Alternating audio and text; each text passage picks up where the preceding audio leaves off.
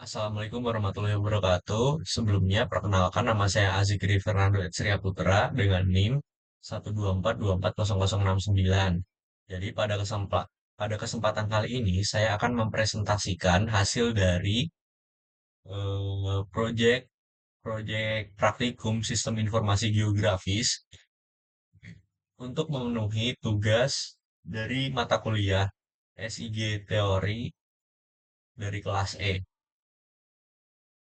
Jadi judulnya adalah analisis aksesibilitas shelter pegunungan. Akan analisis aksesibilitas shelter pengungsian di kawasan gunung berapi di Pulau Honshu, Jepang.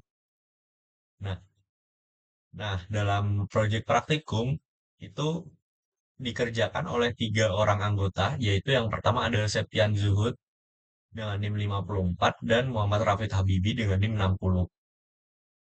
Jadi output hasil dari proyek praktikum ini membuahkan hasil di mana ada dua laporan. Yang pertama itu adalah laporan laporan proyek akhir dan yang kedua itu adalah laporan tahapan yang berisi tahapan-tahapan pengerjaan. Dan juga yang pastinya adalah hasil dari kigisnya itu sendiri. Jadi yang pertama mungkin ke latar belakang terlebih dahulu. Jadi latar belakangnya adalah Jepang itu merupakan salah satu negara yang berada pada cincin api Pasifik atau Ring of Fire. Jadi aktivitas vulkaniknya di Jepang itu tinggi, yang dimana itu membuat gunung berapi juga banyak di Jepang. Nah, salah satu komponen penting dalam mitigasi bencana gunung berapi itu juga kan adanya shelter pengungsian bagi masyarakat. Nah, namun namun shelter itu tuh tidak hanya ditentukan oleh jumlahnya, melainkan juga persebarannya dan tingkat aksesibilitasnya. Oleh karena itu dibuatlah analisis analisis ini. Oke, jadi ada tiga pertanyaan spasial yang akan dijawab pada pada proyek. Yang pertama itu adalah bagaimana persebaran lokasi gunung berapi aktif dan shelter pengungsian di Pulau Honshu, Jepang. Lalu pertanyaan yang kedua itu adalah apakah setiap gunung berapi aktif di Pulau Honshu memiliki shelter pengungsian dalam radius 10 kilometer? Dan pertanyaan yang ketiga itu bagaimana tingkat aksesibilitas shelter pengungsian terhadap gunung berapi aktif di Pulau Honshu berdasarkan jarak ke shelter terdekat. Oke, sebelum ke tahapannya, langkah awal yang kita lakukan itu adalah mengumpulkan data-data yang diperlukan untuk mengerjakan proyek ini. Yaitu kita menggunakan tiga data. Yang pertama itu adalah data batas administrasi. Ini batas administrasi di negara Jepang. Lalu ada data set shelter di Jepang. Ini adalah kumpulan-kumpulan shelter pengungsian yang ada di Jepang. Lalu ada yang ketiga ada data gunung berapi di seluruh dunia. Nah, dari mana data ini ditemukan? Untuk data gunung berapi, kita akses di website yang namanya volcano.co.edu. Lalu yang selanjutnya, data shelter pengungsian itu kita akses atau kita ambil dari website yang namanya hinanmap.gsi.go.jp. Lalu yang data yang terakhir atau batas administrasi kita ambil dari tigismap.com. Nah, sebelum ke Kigisnya, ini tools dan data yang kita gunakan. Jadi yang pertama itu adalah Kigis, itu sendiri untuk mengerjakan mapnya. Lalu yang kedua itu adalah data gunung berapi. Yang ketiga ada data shelter di Jepang. Lalu yang keempat ada data administrasi Jepang. Lalu tools yang pertama yang digunakan itu adalah Select by Expression, Reproject Layer. Kita juga menggunakan EPSG 32654. Nah, itu untuk memproyeksi WGS 84 atau UTM Zone 54 yang digunakan supaya akurat di Pulau Honshu di Jepang. Lalu tools selanjutnya ada Clip, Join Attribute by Location atau Summary, lalu Join Attribute by Nearest, Field Calculator, Print Layout ini untuk membuat peta tematik, dan plugin Kigis Go untuk membuat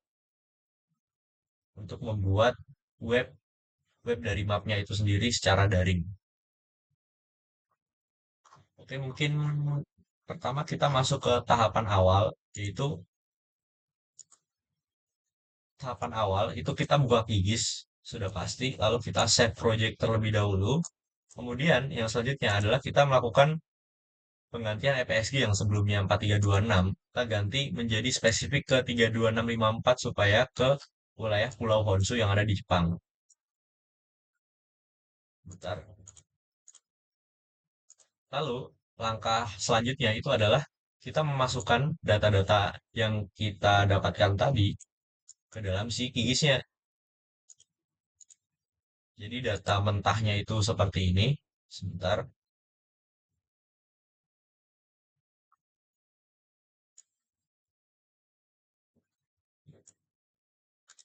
sebentar.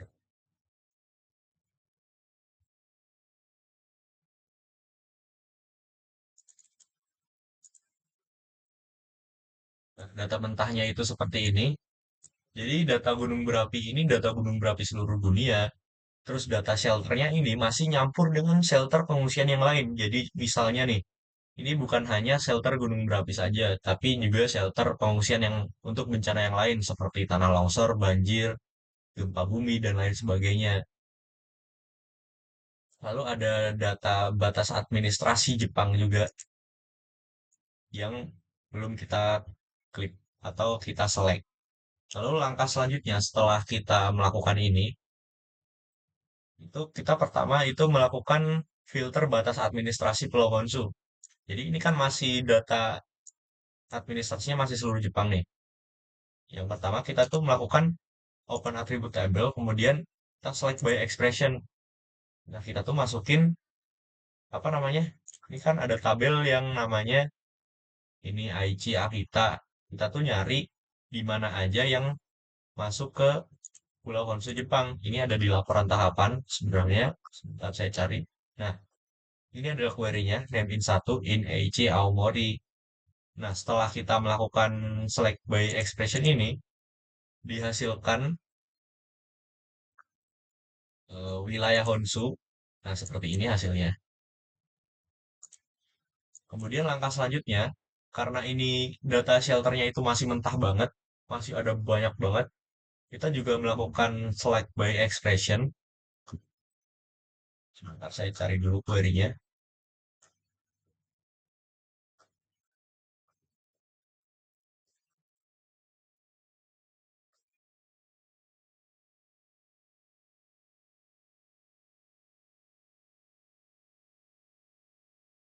Nah, ini adalah query untuk ngefiltering shelter yang ada di Jepang.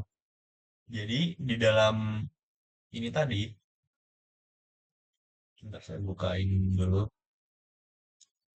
open attribute tabel. Nah, ini tuh sebelumnya ada 100 ribuan data yang dimana itu ada banyak banget shelter yang ada di Jepang. Jadi kita ngambil bagaimana cara kita ngambil data shelternya, shelter gunung berapi. Itu di sini tuh ada tabel yang namanya ini nih. Saya nggak tahu ini bacanya apa, tapi saya translate ini artinya itu aktivitas gunung berapi. Jadi kita ngefilter aja, kita masukin di select by expression dengan query seperti ini. Yaitu menghasilkan data data shelter yang ada di Jepang. Nah, seperti ini hasilnya. Kemudian langkah selanjutnya kita tuh ini karena gunung berapinya ini masih di seluruh dunia, kita melakukan klip gunung berapi ini dengan batas administrasi ini sehingga menghasilkan gunung berapi yang ada di Pulau Honshu saja yang warna-warni ini. Lalu yang langkah selanjutnya itu adalah ngeklip lagi untuk data shelter ini terhadap batas administrasi menghasilkan sebentar ya.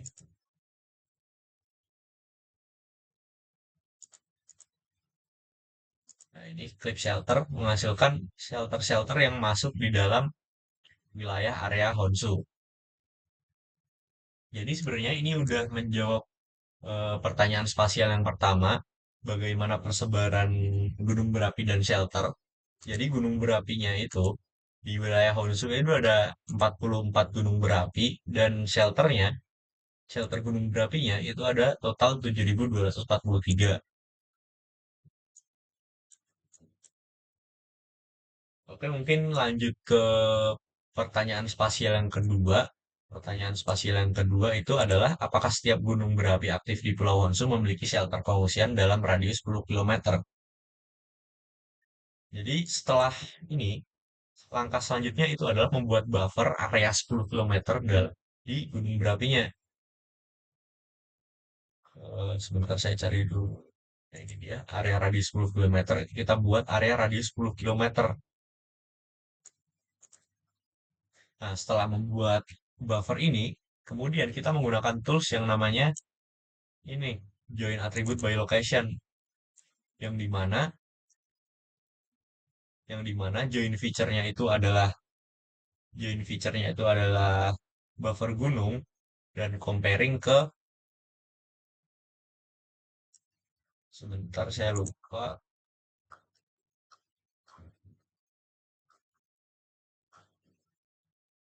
Nah, yang dimana ini adalah buffer gunung, lalu yang comparingnya adalah data shelternya.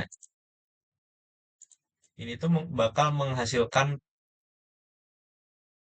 itu tuh bakal menghitung apa namanya di gunung ini dalam radius 10 kilometer ini ada berapa gunung berapi. Nah, yang ini nih menghasilkan data yang ini. Ada yang nol, ada yang nggak ada shelternya, sedangkan ada yang sampai 47 shelter dalam satu gunung berapi. Nah, langkah selanjutnya yang dilakukan itu adalah ini apa namanya ngeklip shelter ini cuman biar masuk yang ada di dalam gunung berapinya aja. Jadi hasilnya itu bakal seperti ini yang warna orange. Nah, ini saya ganti aja warnanya. Nah, ini biar lebih enak dilihat. Jadi yang warna oranye ini adalah data shelter yang ada dalam radius 10 kilometer. Nah, sebelumnya, maaf aku kelupaan. Jadi sebelumnya, sebelum kita melakukan select by expression atau tahapan yang tadi, kita melakukan reproject layer terlebih dahulu karena yang sebelumnya itu datanya masih EPSG 4326. Kita kita reproject layernya menjadi 32654 supaya lebih presisi di Pulau Honshu Jepang. Nah, sebenarnya ini menjawab pertanyaan yang kedua. Pertanyaan kedua tadi adalah apakah setiap gunung berapi di Pulau Honshu memiliki shelter pengungsian? Jawabannya tidak. Yang dimana kita buka di shelter di area buffernya. Nah, gunung-gunung yang ini, gunung misalnya Gunung Akagisan itu tidak punya shelter. Akita Yakeyama itu juga nggak punya. Ada yang punya juga bisa dilihat di tabel di sini. Oke, mungkin lanjut ke pertanyaan spasial yang ketiga itu bagaimana tingkat aksesibilitas shelter pengungsian terhadap gunung berapi aktif di Pulau Honshu Jepang. Jadi langkah yang pertama dilakuin itu adalah join attribute by nearest.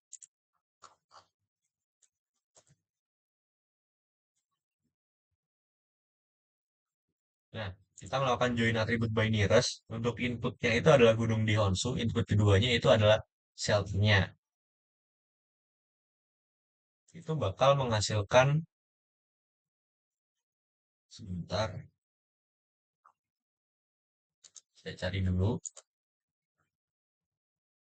Bukan yang ini.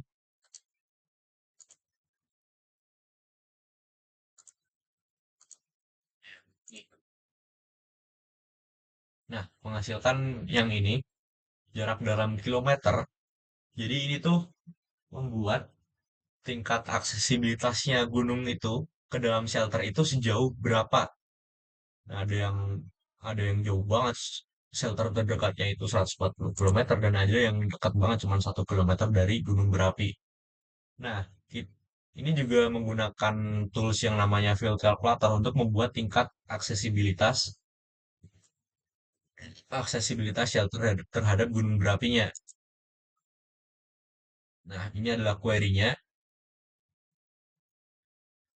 Nah, case-nya itu jika jaraknya itu kurang dari 5, itu aksesibilitasnya tinggi, sedangkan ketika jaraknya itu kurang dari sama dengan 10 itu sedang, lalu yang di atas 10 itu adalah aksesibilitasnya rendah.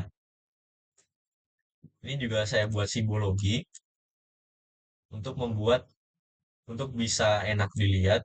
Apa, merah itu maksudnya aksesibilitasnya rendah karena nggak ada shelter di sekitar ada radius 10 kilometer. Kemudian yang biru itu sedang karena ada di jarak eh, ada di jarak berapa tadi? Kurang dari 10 kilometer, dan yang hijau itu aksesibilitasnya tinggi karena ada shelter dekat yang di bawah 5 kilometer. Nah, itu juga menjawab pertanyaan spasial yang ketiga, apakah area tersebut, area aksesibilitasnya itu dari shelter itu tinggi atau rendah terhadap gunung berapi tersebut. Itu bisa dilihat di tabel di sini.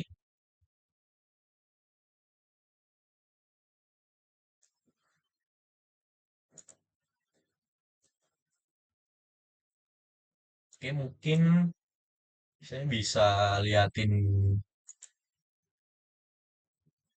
peta tematiknya. Maaf.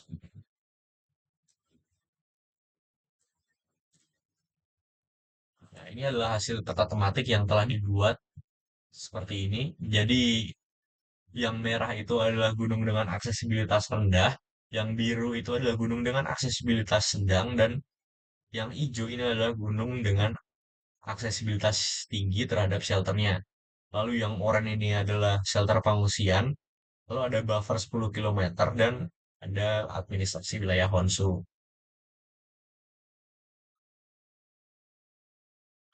Oke, mungkin itu saja presentasi dari saya. Kurang lebihnya mohon maaf. Wassalamualaikum warahmatullahi wabarakatuh.